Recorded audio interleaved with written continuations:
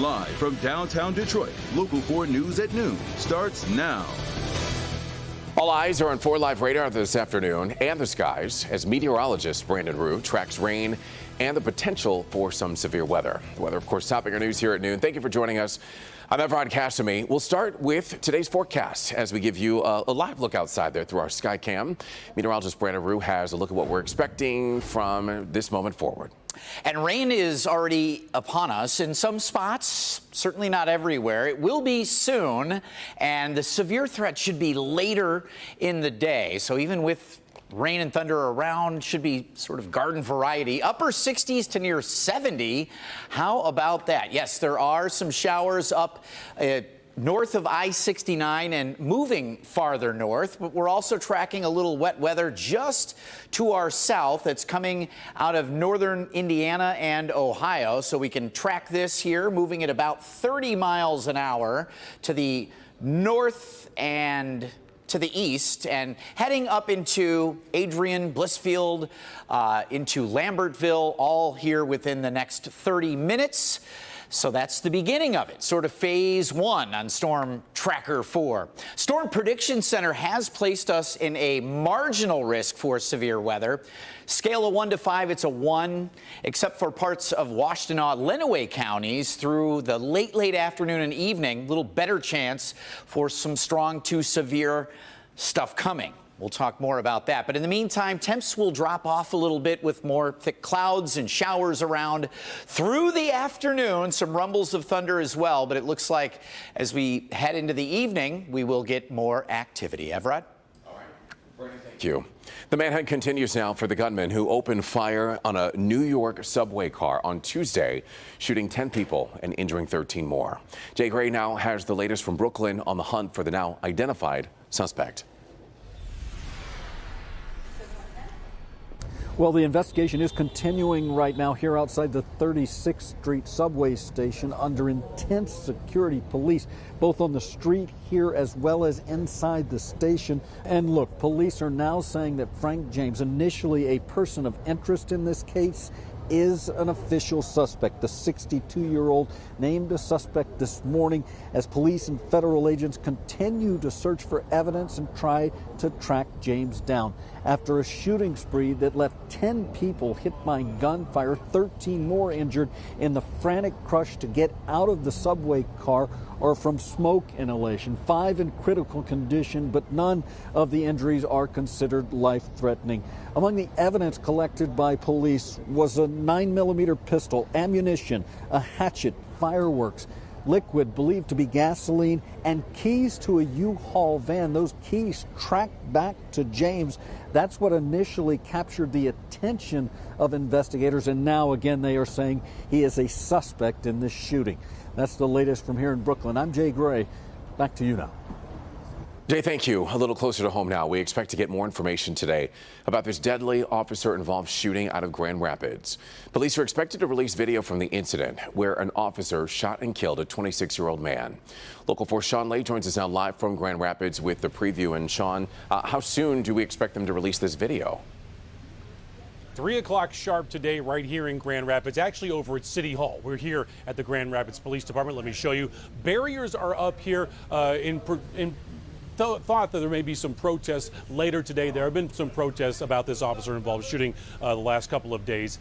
Indeed, very quiet now, though, however, here at rainy downtown Grand Rapids. 3 o'clock news conference today. Here's what we're learning about everything here. The chief says he is going to release unedited video that he's warning will contain graphic images, graphic language. It'll be unedited, he said again, except for blurring of some faces that are seen in the video to protect people's privacy that may have been looking at this incident that went down last week. We're also learning the video comes from multiple sources. We're talking about 9 files to be released at 3 o'clock today, including Grand Rapids Police dash cam video, officer body cam video, doorbell camera video from the neighborhood this took place in, cell phone video from people who saw what went down here. All taken from the incident last week of Grand Rapids Police having contact during a traffic stop with a young man named Patrick Leola.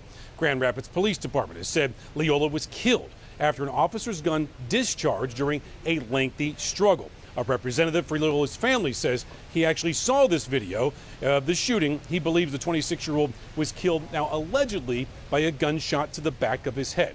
Again, barricades here at the police department, law enforcement officials here, faith leaders, family members of Loyola, all calling for calm as more details are being released by police. However, protesters marching to City Hall last night for a city council meeting, unhappy that the video has not been released yet.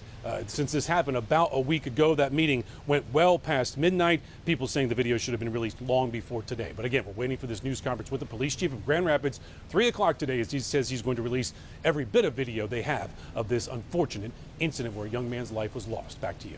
All right, Sean Lave reporting live for us out of Grand Rapids. We will have that for you on air and online at clickondetroit.com once we get it. Now to the war in Ukraine. A report from the Organization for Security and Cooperation in Europe says Russia committed human rights abuses and broke international humanitarian law in Ukraine. The report comes a day after President Biden accused Moscow of genocide. It also comes as new satellite images appear to show Russian troops advancing on Ukraine's east, as British and European officials warn Moscow was readying a fresh military offensive in the region. In the meantime, the aftermath of an ongoing suffering of the Ukrainian people is difficult to understand. Gabe Gutierrez takes us to eastern Ukraine for a closer look at what has happened there. Russian forces are pushing to the east just as President Vladimir Putin is vowing that this war will continue to its completion and that it's meant to help the people of the eastern Donbass region in Ukraine. But if you speak with residents here in the outskirts of Kyiv, this town 45 miles away, they just can't accept that. They are absolutely devastated. This is what's left of a kindergarten. It's actually the second kindergarten we visited in the past 2 days that is obliterated. You can see here the playground where more than 100 students would attend classes each and every day. The situation is growing more dire in the eastern part of Ukraine. Over the last 24 hours, there has been constant shelling in the Kharkiv region. At least 22 people wounded, 7 of them killed. Several children are among those who are hurt as well. The situation also growing more dire in the southeastern port city of Mariupol, where the death toll continues to rise. But here in Makariv, again 45 miles west of Kyiv, we've seen Ukrainian forces recovering ammunition that the Russians left behind after their retreat. The death toll continuing to rise in this area, already several hundred. Back to you. And that was Gabe Gutierrez reporting from Ukraine. Of course, you want to stick with us here at Local 4 and clickondetroit.com for continuing coverage of the war in Ukraine as new information comes into our newsroom. Just in, according to an Associated Press report, the CDC will extend the travel mask mandate for 2 weeks to monitor the uptick in COVID-19 cases, or at least they will recommend that it's extended. In the meantime, we're expecting our next COVID data update and only update of this afternoon. You might remember the state is dialing back the reports from 3 times a week to now only once a week, only on Wednesdays. We're also learning the National Institutes of Health, along with the Association of Public Health Laboratories, are working to streamline the reporting of COVID-19 tests as more people use at-home tests. Public health experts have grown concerned about the lack of reporting of those at-home test results, leading to an undercount of the true number of COVID-19 cases in the U.S. So they have teamed up to improve the reporting of COVID-19 test results between at-home test manufacturers and public health authorities. This approach still relies on people who use at-home tests to self-report their results to manufacturers, but officials hope that their system will make the process more efficient. Trinity Health of Michigan has announced new rebranding plans for its future. 8 hospitals will be rebranded, including St. Joseph Mercy Health System in Southeast Michigan and Mercy Health in West Michigan. The hospitals will adapt the Trinity Health name and logo. The change will also apply to dozens of other healthcare facilities. Officials say the new name will unify all the brands into one large healthcare network. Today's decision makes accessing services easier wherever Trinity Health has a presence in Michigan. And wherever Trinity Health has a presence in 25 states, our patients and the communities we serve will know their doctors and hospitals are part of one of the most integrated care providers in the state. Officials say the changeover to Trinity Health will be completed by next year. All right, still to come here on Local 4 News at noon. The White House is allowing more ethanol in gas this summer. We're going to take a look at the pros and cons of this. That's coming up after the break.